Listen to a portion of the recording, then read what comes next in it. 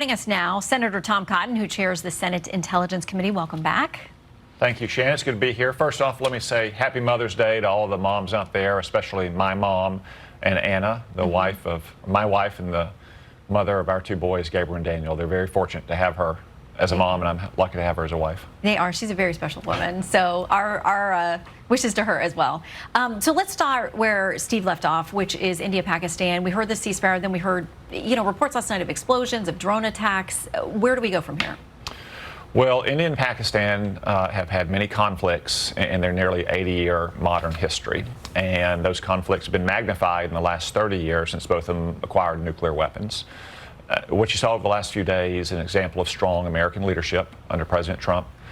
No country in the world has the kind of relationships and intelligence abilities that we do to give assurances to both India and Pakistan to help them walk back the conflict and get a ceasefire and try to work through their differences. Obviously, there's a lot still to be mediated, especially Pakistan's support or at least toleration for terrorist groups on its territory, but I commend President Trump for once again showing what strong American leadership looks like. Well, there's a lot of talking going on as well with regard to Ukraine and Russia this weekend. So you had these European leaders get together. Apparently, French President Macron put President Trump on the phone. They were talking with Zelensky about getting this 30-day ceasefire starting tomorrow. Now, Russia has responded that they want to start talks directly starting on Thursday, not agreeing to the ceasefire starting tomorrow. Zelensky says unless there's a ceasefire, there's no starting the talking. So where does that go? Well, it's hard to have direct talks about any kind of final settlement in the Ukraine war when Russia is still attacking Ukrainian troops from the forward line of troops and shooting missiles and drones at residential apartment buildings and hospitals. That's why President Trump has said he wants to see a ceasefire so you can move directly to talks. Ukraine is ready to implement that ceasefire. European leaders have called upon Vladimir Putin to do the same. What President Trump wants, and I think what America should ask, is for European leaders to be prepared to step up and do exactly what they're asking the United States to do, to impose sanctions on Russia, to stop taking Russian gas, to freeze and ultimately use the hundreds of billions of dollars of Russian assets in their banks to help support Ukraine and then ultimately help rebuild Ukraine. So President Trump is prepared to lead, as he has been, on getting a kind of ceasefire or armistice in the Ukraine war, but we need to make sure that Europe is doing at least as much on their own part that they asked the United States to do. So on this topic of those negotiations and our role in them, NBC is reporting this weekend that Special Envoy Steve Witkoff, during 3 high-level meetings with Putin, didn't use his own interpreter, instead using an interpreter from the Kremlin. Michael McFaul, former U.S. ambassador to Russia, told them this. He said using the Kremlin's interpreter was, quote, a very bad idea that put Witkoff at a real disadvantage. McFaul went on to say, I speak Russian, have listened to Kremlin interpreters and U.S. interpreters at the same meeting, and the language is never the same. If that reporting is accurate, why would we agree to that? Well, first, I don't necessarily credit that reporting, but second, Steve Witkoff is a very skilled and capable negotiator. He has the president's total trust, and he's 100% loyal to the president.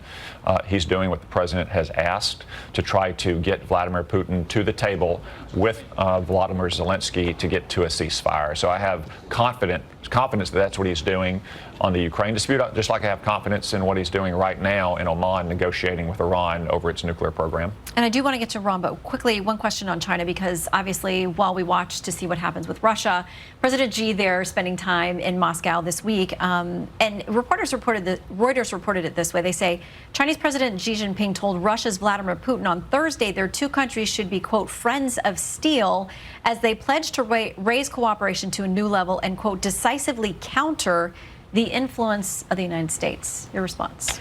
Well, this goes back years. At the start of the Ukraine war, Xi Jinping and Vladimir Putin declared an all-weather friendship, and China has been covertly supporting Russia's war in Ukraine through the use of dual-use technology. You have Chinese nationals now fighting, at least with the tacit acquiescence of communist China. We shouldn't be surprised to see 2 anti-American dictators working against American interests. President Trump is clear-eyed about both of them, though. So let's get to Iran. As you mentioned, we're having talks this weekend led by Mr. Witkoff. Here's what he told Breitbart. He said, we've stated our position. The Iranians cannot have a bomb. They have stated back to us that they don't want one.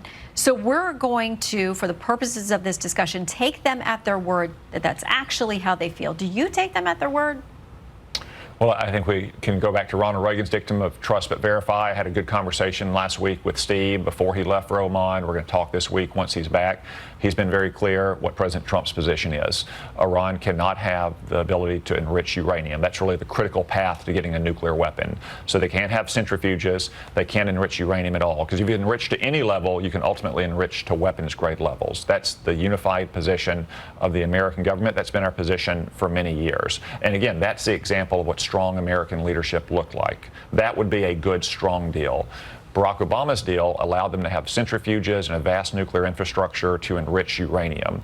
What you see here is the difference between, on the one hand, President Trump's America First approach, which recognizes the mortal threat that a nuclear Iran poses to the United States, and what you might call the blame America First mindset, which blames America for the tensions we have with Iran, says that, well, a bad deal is better than going to war, and that's our only other choices. That's what Barack Obama used to say. President Trump rejects that mindset. He believes it's possible to get a deal with Iran because of the pressure we've put on them, because of the economic pressure we've put on them, and because, frankly, the Ayatollahs are scared to death of Donald Trump, and they have been for 8 years. That's why they tried to kill him last year on the campaign trail. So we'll see what they say to Steve today and whether or not they're willing to change their tune.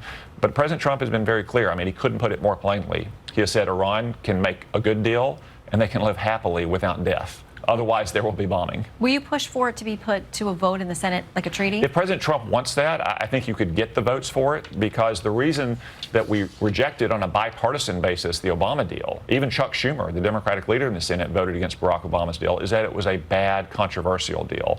If President Trump wants to put it forward, I'm confident it would be a strong deal that is fully verifiable and enforceable, that prevents Iran from ever getting a path to a nuclear weapon.